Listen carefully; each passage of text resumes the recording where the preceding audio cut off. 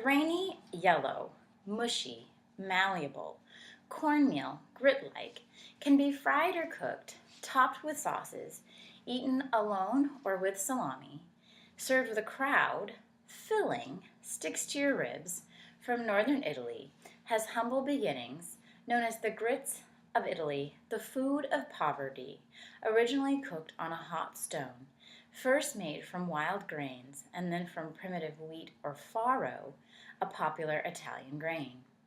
It can also be layered with Parmigiano cheese and baked.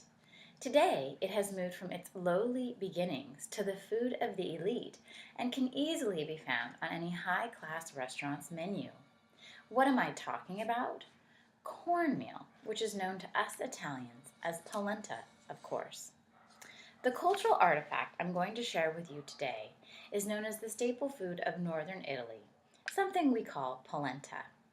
In order to better acquaint you with this artifact, I will share with you two main points.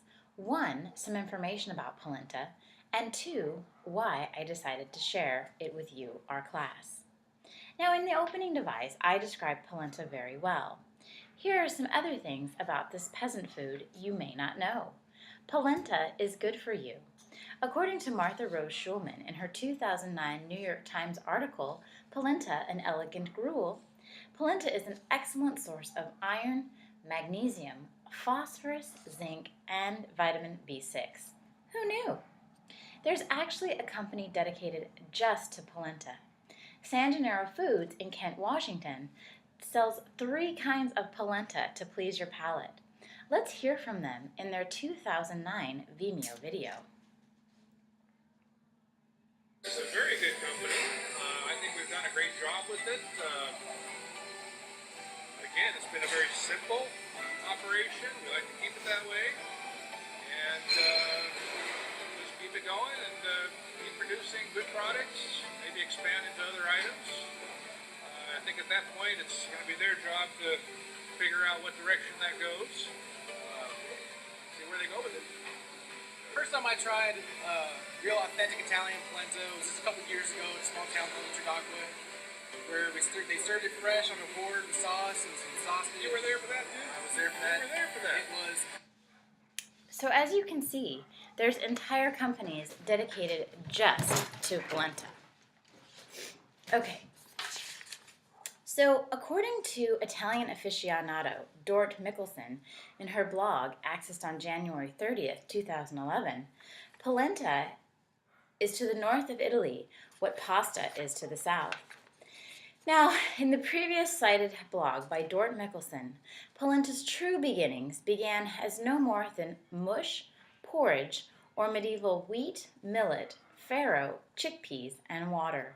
With primitive milling techniques, this coarse mix was often cooked on hot stones and certainly would not be much more than a stopgap to the starvation that many northern Italians had to stave off each year.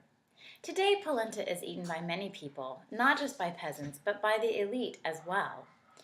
My 30-year-old Italian cousin, in a personal interview on January 30th, 2011, stated, "Polenta was something our ancestors ate to survive, but now you can find it in fancy-dancy, hoity-toity restaurants like in San Francisco and such." Now that I've shared with you some aspects about polenta that you may not have known, I want to share with you why I chose polenta as my cultural artifact.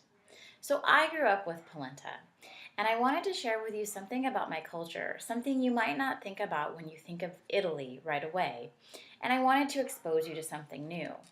Also, my dear deceased friend and cook, Rose Bonomo, when I asked her about polenta, she said, "It was something that brings back good memories. It's something I did with my family and something we did all together."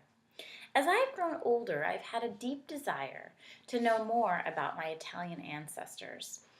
And I think polenta does a good job, or I thought polenta did a good job to encapsulate Italy.